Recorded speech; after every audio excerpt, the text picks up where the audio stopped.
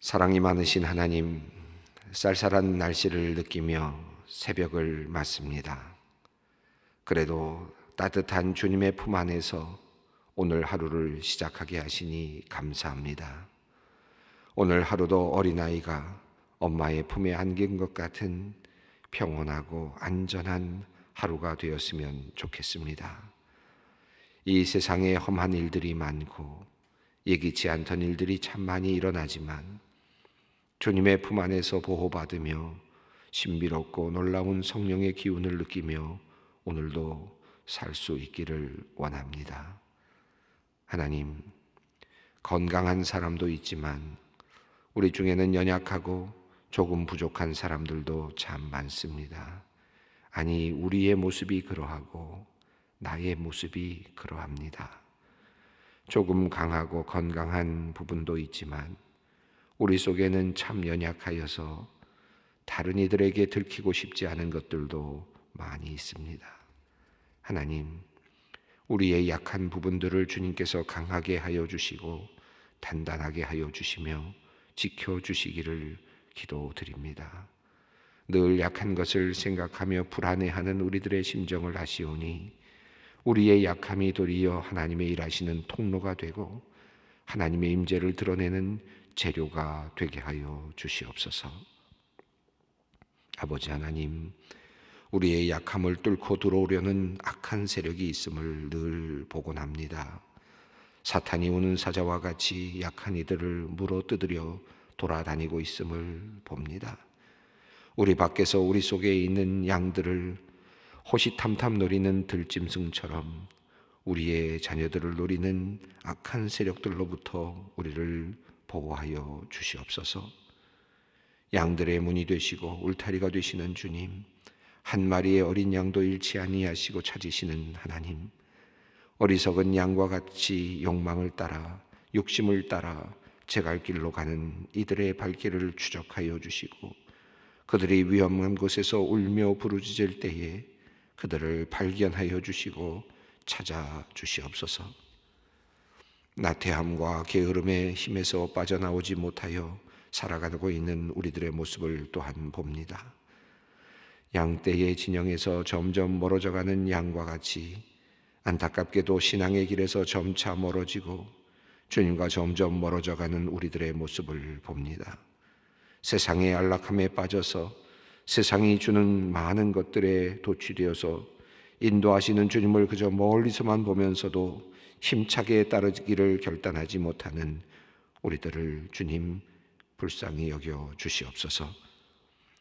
또한 세상의 달콤한 유혹에 빠져 그 맛과 향기에 취해 멋대로 살아가는 우리들의 모습을 또한 봅니다. 자유를 누린다는 명분 아래서 우리는 방종의 길을 가려 할 때가 있습니다.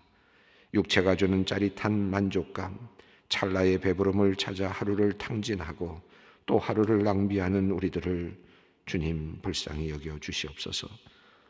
배부른 것 같으나 다시 배고파지고 목마르지 않을 만큼 마셨지만 바닷물을 마신 것 같이 더 목이 타는 우리의 삶을 우리는 매일같이 경험하고 있습니다.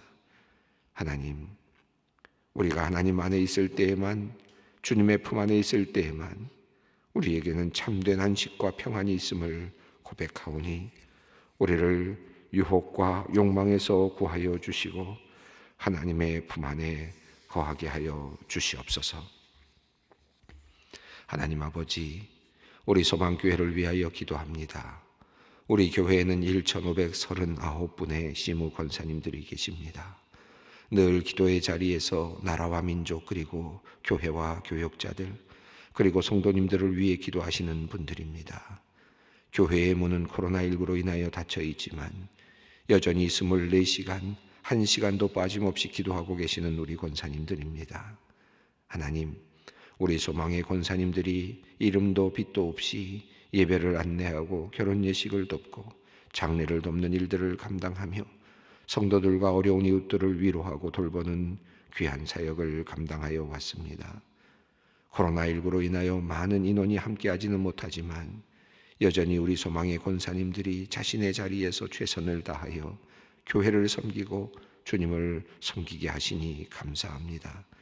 늘 주님 사랑하는 마음 잃지 않게 하시고 마리아 마르다와 같이 주님을 향한 열정으로 주님을 섬길 때에 하나님의 은혜가 충만히 임하시고 놀라운 기적과 이적이 많이 일어나기를 간절히 소원합니다.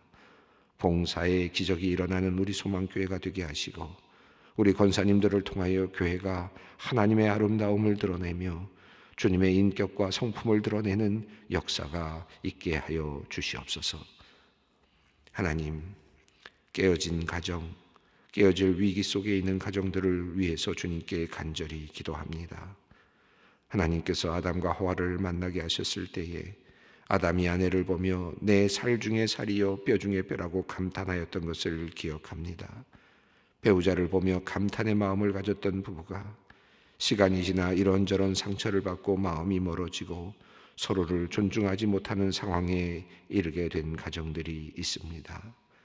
하나님, 처음 사랑을 회복할 수 있도록 주님께서 기적을 베풀어 주시기를 기도합니다. 아이들을 키우면서 아이들에게까지 상처를 주는 일들이 참 많습니다.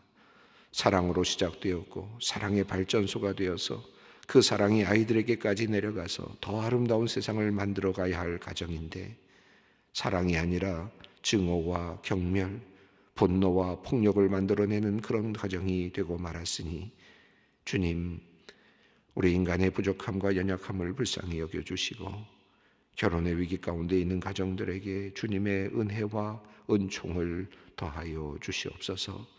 서로를 아끼며 사랑하는 연습을 다시 시작하게 하시고 틀어진 마음이 주님의 성령으로 다시 깨끗함을 받아 회복되는 역사가 기적이 있게 하여 주시옵소서.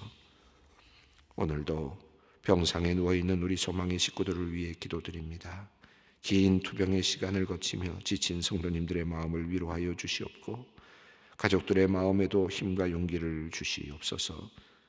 의료진들의 손길을 통해 주님의 임재와 사랑을 느끼고 경험하게 하여 주시며 오늘도 어제보다 나아지고 회복되는 은혜가 있게 하여 주시옵소서. 아버지 하나님, 말씀 앞으로 이제 나아갑니다. 오늘도 우리와 함께 하시는 주님, 주님의 말씀 붙잡고 살아가는 또 다른 하루 되게 하여 주시옵소서. 예수님의 이름으로 기도드리옵나이다. 아멘. 오늘 주시는 말씀, 하나님의 말씀 사도행전 7장 30절로 36절 말씀입니다. 사도행전 7장 30절로 36절 말씀 함께 봉독하겠습니다. 40년이 참에 천사가 시내산 광야 가시나무 떨기 불꽃 가운데서 그에게 보이거늘 모세가 그 광경을 보고 놀랍게 여겨 알아보려고 가까이 가니 주의 소리가 있어 나는 내 조상의 하나님 즉 아브라함과 이삭과 야곱의 하나님이라 하신대 모세가 무서워 감히 바라보지 못하더라. 주께서 이르시되 내 발의 신을 벗으라. 내가 서 있는 곳은 거룩한 땅이니라. 내 백성이 애굽에서 괴로움을 받음을 내가 확실히 보고 그 탄식하는 소리를 듣고 그들을 구원하려고 내려왔노니 이제 내가 너를 애굽으로 보내리라 하시니라. 그들의 말이 누가 너를 관리와 재판장으로 세웠느냐 하며 거절하던 그 모세를 하나님은 가시나무 떨기 가운데서 보이던 천사의 손으로 관리와 속량하는 자로 보내셨으니 이 사람이 백성을 인도하여 나오게 하고 애굽과 홍해와 광야에서 40년간 기사와 표적을 행하였느니라. 아멘.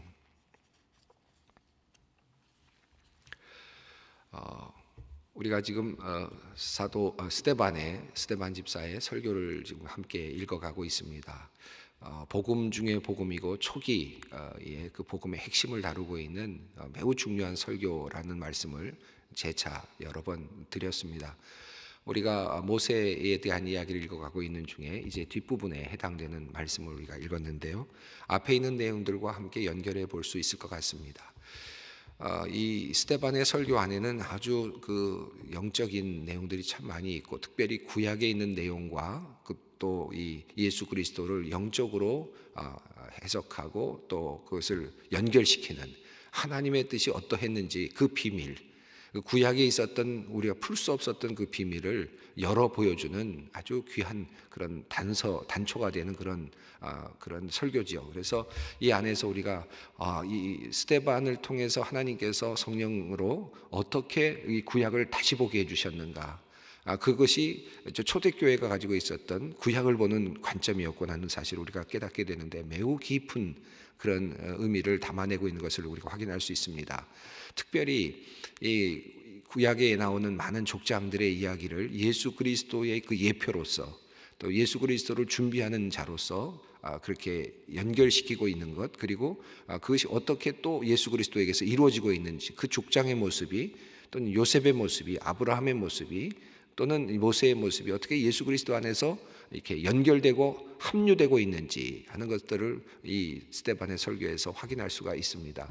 지난번에 우리가 요셉의 이야기를 읽으면서 예수 그리스도의 예표로서 그렇게 살펴보는 이 스데반의 모습을 보았습니다. 스데반의 관점을 보았는데, 모세도 그렇습니다. 이 모세의 이야기도 예수 그리스도를 지금 보여주고 있는 또 다른 하나의 그 예표로서 모세의 이야기를 읽어볼 수 있습니다. 이 모세의 이야기는 크게 이중적인 의미가 있는데, 물론 뭐 더 깊이 보면 우리가 더 다중적인 의미도 있다고 생각하는데, 단순하게 예수 그리스도의 예표만을 또 다루는 것이 아니라 또 예수 그리스도를 따르는 제자들에 대한 예표로서도 또 모세를 보고 있는 것을 볼 수 있습니다. 우리가 이번에는 그 내용까지 다 깊이 보지는 못하지만 이 내용을 자세히 읽어보고 묵상하다 보면 모세를 우리 예수 그리스도를 따르는 제자들, 초기 제자들, 또 사도들 또는 우리들로 이해를 하면서 또 보게 되면 그 안에서 또 숨겨져 있는 아주 귀한 의미 있는 그런 그 하나님의 말씀이 우러나는 것을 보게 되고, 또 모세를 예수 그리스도의 예표로 다시 보면서 스데반이 보듯이 그렇게 읽어 내려가다 보면 그 안에서 또 다른 그 하나님의 섭리, 하나님의 아주 주권적인 하나님의 그 은혜가 드러나는 것을 우리가 확인하게 됩니다. 이 본문 모세에 관련해서 오늘 본문을 읽게 되면 모세와 관련해서 이제 하나님께서 모세를 준비하셨다. 때가 되었을 때까지 하나님께서 크로노스적인 시간, 어떤 시간이 될 때까지 하나님께서는 그 시간을 유보하고 계시고 그 시간이 찰 때까지 기다리고 계셨다. 모든 백성들이, 이스라엘 백성들이 번성하게 될 때까지 기다리고 계셨고, 애굽 땅에서, 그리고 애굽 왕이, 요셉을 모르는 애굽 왕이 나와서 그들에게 압제를 하고 그들을 고난으로 몰고 가는 상황이 이를 때까지 하나님께서 기다리고 계시고, 그때가 이를 때까지 하나님의 약속을 유보하고 계시고, 사실 유보하고 계신 것이 아니라 하나님의 약속이 이루어지는 이제 그런 과정이었죠. 그때까지 기다리셔다 하나님께서 모세를 그들에게 때가 되었을 때 모세를 보내셨다라고 하는 내용이죠. 그래서 40이 되었을 때에, 또 40이 되었을 때 이런 표현이 나오면서 그때가 찼을 때에 하나님께서 모세를 사용하시고 계시는 것을 보게 되는데, 지난 시간에 읽었던 내용을 보면 40살이 되었을 때 모세가 스스로 결단을 하고 스스로 내가 백성들을 위해서 일해야 되겠다라는 마음이 들어서, 이것도 이 마음이 찼다라는 말씀을 드렸습니다. 플레로라고 하는, 플레레스에서 나오는 그런 단어와 연결되는 단어인데, 그래서 그가 40이 차면서 그가 점점 더 그 나라를 생각하는 마음이 점점 더 가득가득 차서 스스로 이스라엘 백성들을 돌아볼 생각을 했죠. 이거는 자기 자신의 어떻게 보면 의지였습니다. 그런데 그 의지가 그만 꺾였죠. 어떻게 꺾였습니까? 여기 보면 그 애굽 사람이 이스라엘 백성을 폭행하는 것을 보면서 그를 도리어 폭행을 하고 결국은 이제 죽이게 되는 그런 일이 일어났습니다.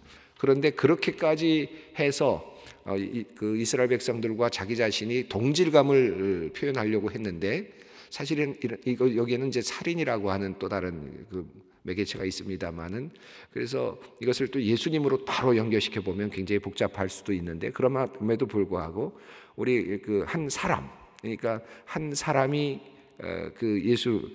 한 사람이 이스라엘 백성을 위한 자기 결단, 민족을 위한 자기 결단을 가지고 그들에게 다가갔는데 그 형제들이 도리어 그를 거부했다. 라고 이야기를 하면서 모세를 밀어뜨려서 이르되 누가 너를 관리와 재판장으로 삼았느냐 라고 말하면서 결과적으로는 그는 미디안 광야로 도망갈 수밖에 없는 그런 존재가 되었다라고 하는 내용이죠. 그래서 이 모세의 이야기 속에서 우리가 그 한 인간 모세를 볼 수도 있습니다. 그 모세 인간 모세로 본다면 그 인간 모세는 하나님의 민족을 위해서 자기의 힘으로 하려고 했던 한 인간 모세는 결과적으로는 거기서는 실패합니다. 그리고 이제 하나님의 부르심을 받아서 하나님의 주도권 아래서 시작하는 모세는 이제 하나님의 뜻을 따라서 애굽에서 이스라엘 백성들을 끌고 나오는 그런 출애굽의 역사를 이루는 존재가 되죠. 이 흐름을 보면 히브리서 11장 우리가 그 믿음의 사람들을 이야기하고 있는 이 히브리서를 보면 거기에 그 모세에 대한 이야기가 나오는데 여기 히브리서에서는 그 사람 모세로서 사도와 같은 선택된 한 사람으로서 하나님의 일꾼으로서의 모세에 대한 모습을 표현하고 있습니다. 그래서 참 재미있게 표현하고 있는데 히브리서 11장 24절로 26절 말씀 한번 읽어보겠습니다. 믿음으로 모세는 장성하여 바로의 공주의 아들이라 칭함을 받기를 거절하고 도리어 하나님의 백성과 함께 고난받기를 잠시 죄악의 낙을 누리는 것보다 더 좋아하고 그리스도를 위하여 받는 수모를 애굽의 모든 보화보다 더 큰 재물로 여겼으니 이는 상 주심을 바라봅니다. 여기 보면 26절에 그리스도를 위하여 받는 수모라고 했습니다. 그 당시에 모세가 그리스도를 알았겠습니까? 그런데 이 히브리서는 그것을 믿음으로 이렇게 해석하는 거죠. 그리스도를 위하여 받는 수모를 애굽의 모든 보화보다 더 큰 재물로 여겼다라고 이렇게 해석하죠. 그래서 이런 관점에서 본다면 모세가 불붙는 떨기나무 아래서 하나님을 만났을 때 그 하나님 가운데서 그리스도이신 하나님 그분도 함께 만나는 삼위일체이신 하나님을 그 안에서 함께 만나는 그런 경험으로 이해했다고 볼 수 있겠고 그런 의미에서 모세의 그 이야기를 히브리서가 해석하는 바에 따르면 자기의 자발적인 결단을 가지고 믿음으로 그리스도에 복종했다. 하나님에게 복종했다라고 하는 그런 의미를 가지고 모세 이야기를 풀어가고 있죠. 그런데 이 스데반의 이야기 속에서 나타나는 흐름은 조금 더 모세를 그리스도의 예표로서 그렇게 잡고 그렇게 설교를 해나가는 것을 우리가 조금 더 확인할 수 있겠습니다. 30절 말씀을 한번 읽어보겠습니다. 40년이 참에 천사가 시내산 광야 가시나무 떨기 불꽃 가운데서 그에게 보이거늘. 이 본문이 참 아주 놀라운 본문입니다. 이 본문 속에 상당히 많은 내용이 들어있는데요. 복음에 대한 내용, 하나님의 하시는 방식 여러 가지들이 이제 드러나는데 40년이 참에 하나님의 때입니다. 하나님의 때가 이제 되었을 때 이스라엘 백성들을 구원해야 되는 그 하나님의 그 놀라운 그 계획, 이 계획이 모세를 키워서 40년 동안 이제 40살이 되었을 때 하나님께서 바로 그를 사용하지 아니하시고 또다시 그를 미디안 광야로 내어 보내셔서 40년 동안을 또다시 어찌 보면 정말 긴 시간인데 한 인생으로 보면 긴 시간인데 하나님께서 그냥 그대로 그 사람을 방치한 것처럼 놓아두셨다. 고난의 시간을 그냥 놓아두셨다는 것이죠. 그런데 이 고난의 시간을 통해서 하나님의 때가 이제 무르익게 되는 것입니다. 그래서 40년이 찼다. 하나님의 계획하신 그 시간이 되었을 때에 여기서는 이 시간은 지금 카이로스적인 시간이면서 동시에 시간의 흐름 속에 있기 때문에 크로노스적인 시간이 함께 가고 있습니다. 40년이라고 하는 크로노스적인 시간이 흘러가고 그것이 다 찼을 때에 천사가라고 표현을 했어요.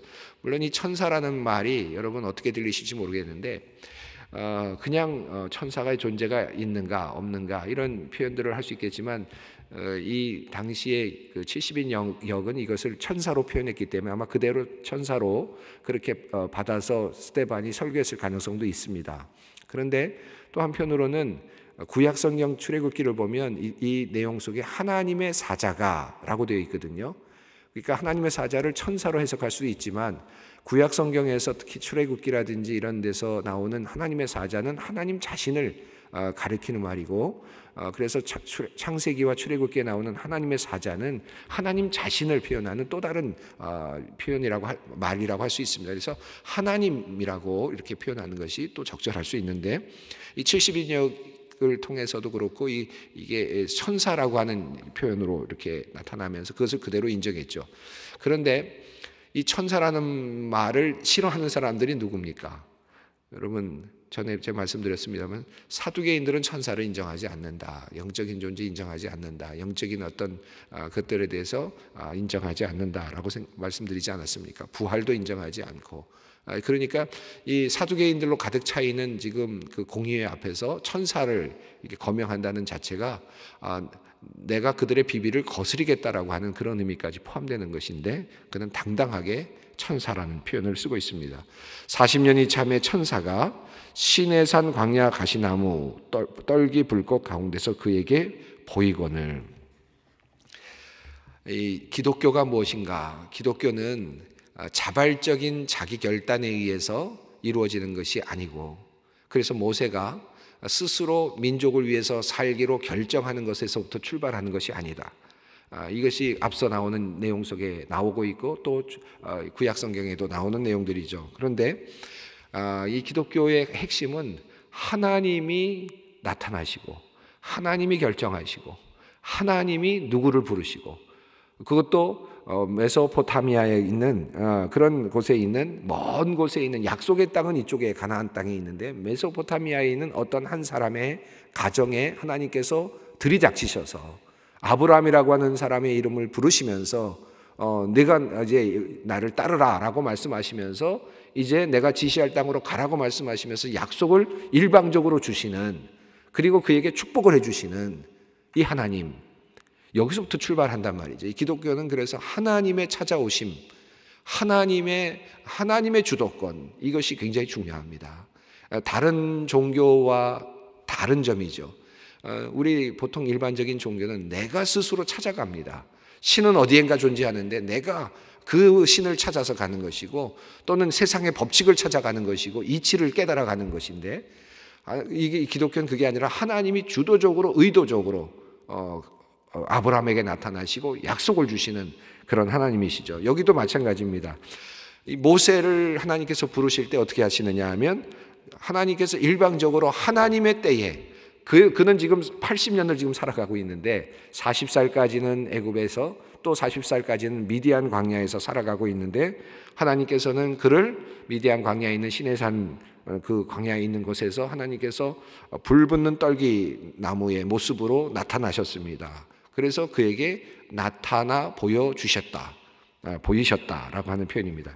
여기서 굉장히 중요한 단어가 보이거늘이라고 하는 단어인데요, 여기서 옵세라고 하는 단어입니다. 이 단어는 예수님께서 부활하신 다음에 옵세하셨다라는 표현들이 공간복음에 많이 나오는데, 이 단어는 그냥 보인다 또는 발견했다 그런 뜻이 아닙니다. 내가 발견했다, 모세가 그것을 발견했다라는 표현이 아니고요, 이 아주 묘한 그런 방식인데, 한국말로 말하면 나타나 보여지셨다 그런 뜻이에요. 하나님이 나타나 보여지셨다.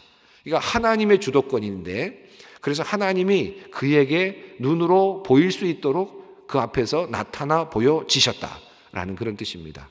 그러니까 하나님의 주도권이 있는 거죠. 그래서 불붙는 떨기나무 아래에서 하나님이 그에게 나타나 보여지셨다. 근데 이게 이제 부활하신 주님이 부활하신 다음에 제자들에게 나타나 보여지셨다.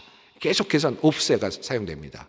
옵세란 단어가. 그런데 이 옵세의 단어가 이제 모세에게도 나타나는 거죠. 나타났습니다. 그런 의미에서 본다면 지금 그 모세가 지금 하나님을 스스로 찾는 것이 아니라 하나님이 그를 찾으셔서 그에게 나타나 보여지시는 것입니다. 시내산 광야 가시나무라고 되어 있는데, 이것은 약속의 땅이 아니었습니다. 이 스데반의 설교에서 가장 계속해서 흘러가고 있는 하나의 또 핵심적인 내용이 있다면, 약속의 땅이 아닌 밖에서 약속의 땅이 아닌 밖에서도 하나님의 역사가 이루어졌다는 사실을 계속해서 강조하고 있습니다. 아브라함이 조금 다른 표현으로 써서라도 그 표현을 좀 더 보다 더 분명하게 하려고 노력하는데, 메소포타미아에서 그곳에서 하나님께서 아브라함을 선택하셨다. 약속의 땅이 아닌 그곳에서도 하나님의 역사가 일어났다. 또 세겜 땅에 묻혔다. 이것은 사마리아 수도인데 세겜 땅에 묻혔다. 사마리아를 거명하고 있고, 또 시내산 광야는 미디안 광야입니다. 하나님께서 모세에게 나타나 보여주셨던 장소가 어디냐? 또 미디안 광야였다. 약속의 땅이 아니다 하는 사실을 또 강조하고 있습니다. 자, 31절 읽습니다. 모세가 그 광경을 보고 놀랍게 여겨 알아보려고 가까이 가니 주의 소리가 있어. 32절, 나는 내 조상의 하나님 즉 아브라함과 이삭과 야곱의 하나님이라 하신데 모세가 무서워서 감히 바라보지 못하더라.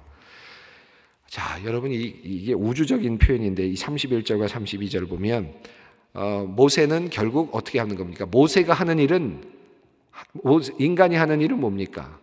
우리 인간이 하는 일은 우리 기독교의 그 핵심적인 내용은 하나님이 나타나 보여지시는 것이고, 어떤 방식으로든지 하나님께서 하나님의 때에 우리에게 나타나 보여지시는 것이고, 2000년 전에 예수님께서 이 땅에 오셔서 나타나 보여지신 것이고, 성육신 하신 것이고, 부활하신 주님께서 이 세상에서 부활하신 후에 나타나 제자들에게 보여지신 것이고, 하나님의 주도권에 의해서 기독교가 시작됐는데, 그러면 우리 인간이 하는 일은 무엇인가? 31절을 보면 광경을 보고 놀랍게 여겨서 어떻게 합니까? 가까이 가는 일 하는 거예요. 가까이 가는 일. 이게 우리가 할 수 있는 일입니다. 그 광경, 하나님께서 나타나 보여지셨을 때 그 안으로 놀랍게 여기면서 그것에 대한 어떤 감탄과 하나님의 그 나타나심에 대한 어떤 하나님의 광의 그 모습을 보면서 신기하게 여기면서 그에게 가까이 다가가는 그 상태가 바로 우리가 할 수 있는 일이고 믿는 사람들이 해나가는 일입니다. 이것이 믿음의 과정입니다. 하나님은 나타나 보여지시고 우리는 그 안에서 계속 그분을 따라가는 것이죠. 그분에게 가까이 가는 일입니다. 우리가 할 수 있는 일은 내가 믿는다라기보다는 가까이 가는 그 작업이 먼저입니다. 32절에 이런 말씀이 나오는데 나는 내 조상의 하나님 아브라함과 이삭과 야곱의 하나님이라 하신데 모세가 무서워 감히 보지 못했다. 여러분, 이 32절을 저는 볼 때마다 정말 전율이 와요. 아브라함을 만나신 지 하나님이 몇 년 됐습니까? 최소한 400년이 넘었죠. 그렇죠? 또 이삭을 만난 지도 400년 넘었을 것 같고, 야곱을 만난 지도 아마 400년은 충분히 넘었을 것 같아요. 그들이 430년 동안에 지금 거기에 지금 머물러 있었으니까 400년이 충분히 지났을 그 시점입니다. 그 약속을 받았던 장소는, 아브라함이 받았던 장소는 시내산이 아니고 미디안 광야도 아니고 저기 메소포타미아에 있는 어떤 곳입니다. 갈대아 우르예요. 자, 그러면 하나님과 아브라함이 약속했던 시간은 400년 이상이 흘렀고, 그는 죽었고, 그의 뼈는 이미 묻혔고, 썩어도 이미 다 썩어서 아무것도 남지 않은, 흔적도 남지 않은 그 약속을 기억할 수 있는 아브라함은 세상에 없습니다. 하나님께 나와서 하나님 그때 약속했잖아요 라고 말할 수 있는 존재가 없는 상태예요.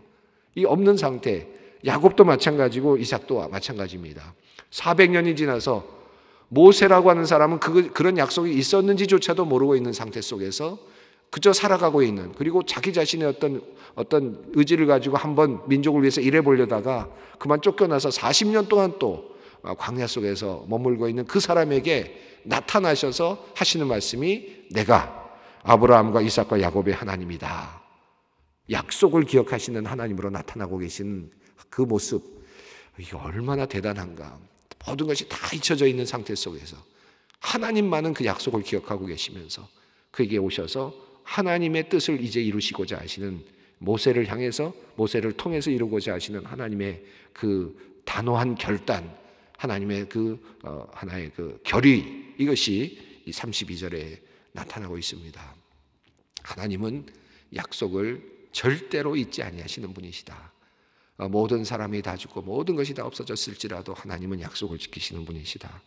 오늘 30절, 31절, 32절 함께 공부했는데 이 안에 참 많은 내용이 있습니다. 기독교가 무엇이고 하나님은 어떤 분이시고 우리는 무엇을 할 수 있고 그리고 또 하나님은 우리에게 약속을 주신 분으로서 얼마나 신실하신 분인가. 오늘 이 말씀 깊이 묵상하면서 또 함께 기도의 자리로 나아가겠습니다. 하늘에 계신 우리 아버지 이름을 거룩하게 하시며 아버지의 나라가 오게 하시며 아버지의 뜻이 하늘에서와 같이 땅에서도 이루어지게 하소서. 오늘 우리에게 일용할 양식을 주시고 우리가 우리에게 잘못한 사람을 용서하여 준 것 같이 우리의 죄를 용서하여 주시고 우리를 시험에 빠지지 않게 하시고 악에서 구하소서. 나라와 권능과 영광이 영원히 아버지의 것입니다. 아멘.